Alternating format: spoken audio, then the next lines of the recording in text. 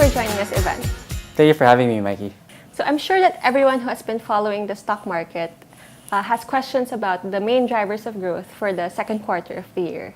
And also, do you think the national elections will lift the index higher?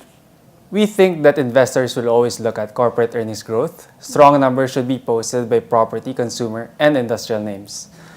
A stable peso and global oil prices should be positive, while a dovish stance from the US Fed and the BSP should support markets. On the political end, you mentioned elections. We think that the midterm elections will benefit select names. For example, some consumer retailing names such as Pure Gold and RHI will likely post higher revenues in the second quarter.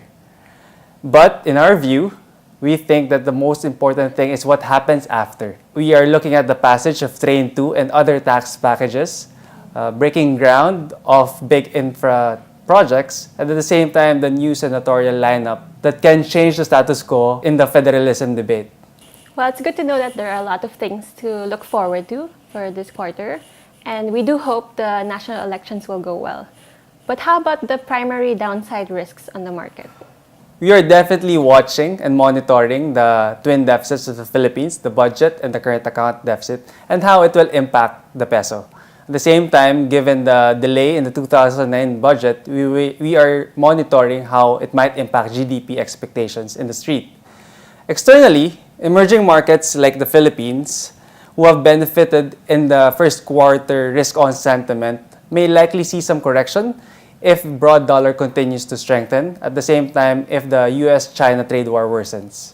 Moving forward, the recent concerns on global growth will also or might impact risk-on sentiment, and we are looking further on how we can manage that. So with what you mentioned on the global uncertainties such as the trade war, Brexit, the global growth slowdown, do you think the Philippine equity market will still be attractive to foreign investors? We think that the Philippines will do well, and relatively other countries, even under a global slowdown scenario. We are a domestically focused economy. We have favorable demographics. At the same time, our reforms are in place. Another positive catalyst for the Philippines is if the market starts to price in a BSP cut in terms of policy rates. This will allow companies to expand at favorable rates. Okay, so in times of volatility, especially given how the market is, which one would you recommend more, investing in a passively managed fund or an actively managed one? Stock markets around the world are expected to be more volatile moving forward. You have headlines saying that we are ripe for another recession. The US yield curve is inverted. I'm not trying to predict any crisis, but there are more uncertainties now than before. That gives us, active managers, windows of opportunity. We can buy the lows that we think are too low. We can sell the highs that we think are too high.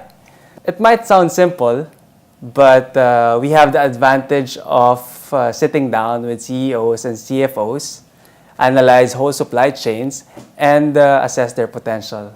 So, if I am not yet clear, I am all for investing in actively managed funds backed by fundamentals in this kind of scenario. That's exactly what we offer at ATRAM. So as Ivan puts it, an actively managed fund would be one of the better investment strategies to be able to manage the risks happening in the market. So thank you so much, Ivan, for your time. Thank you.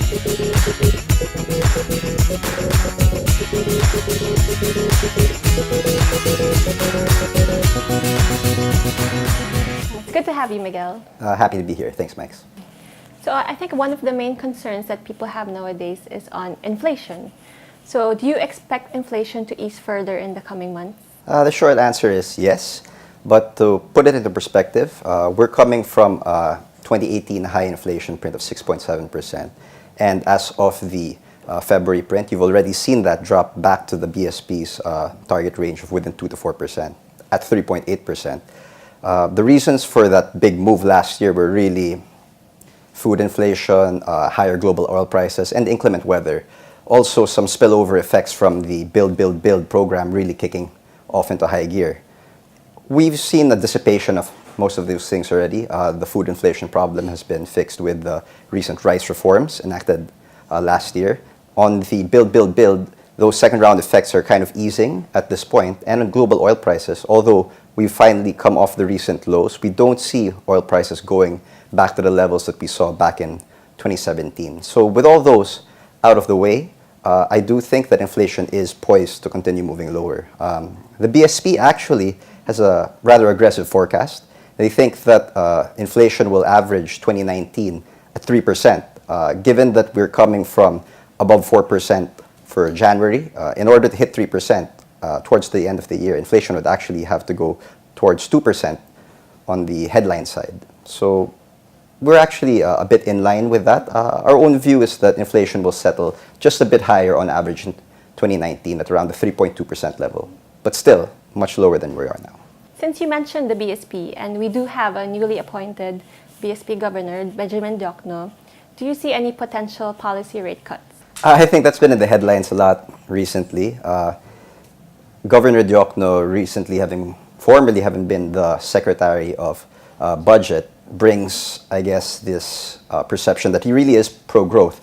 And his recent comments since taking over as the chief of the BSP certainly has done nothing to dissuade that. But more importantly, I think that with inflation already having adjusted and really on the course to move substantially lower for the balance of the year, it does set the stage for some easing. The BSP did raise rates by 1.75% last year, a rather aggressive and significant move to address the uptick in inflation. But given that inflation has begun to recede, I think that it may warrant some easing later on, beginning with what's been on everybody's mind, a cut initially to the reserve rate. Okay, so with that, how do you manage your investors' portfolios amid inflation easing? I guess the best way to say that is, as always, we're active managers. It's what allowed us to last year, when inflation was moving higher and higher, kind of sidestep the bulk of that move and limit the downside for our portfolios and our clients. Along the same vein, now that the picture has changed somewhat and inflation has started to come down, we're being a little bit more aggressive. Late in 2018, in October, we actually started adjusting and taking a little bit more risk for our funds. And it actually has paid off quite well because we have a good outlook for the balance of the year and moving forward. We do think that it's time to take a little bit more risk, and we've been gearing the portfolios towards that. But as always, measured risks. Okay. I think there's a question that most people would want to ask. What's your short-term outlook on the Philippine peso? Yeah, it's been pretty volatile recently.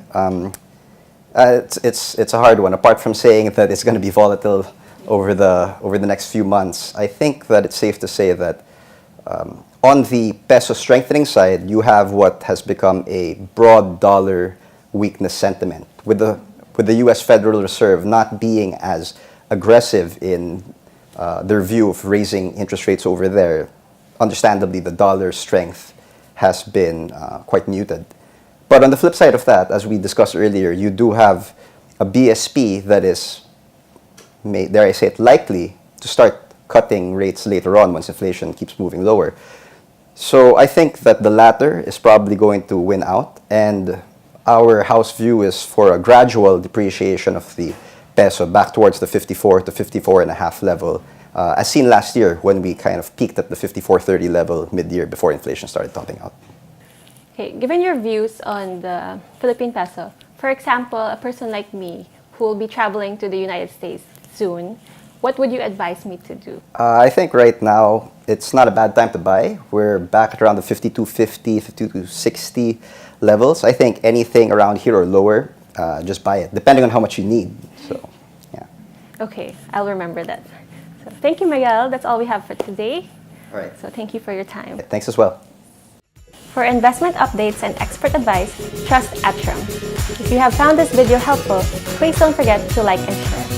Thank you.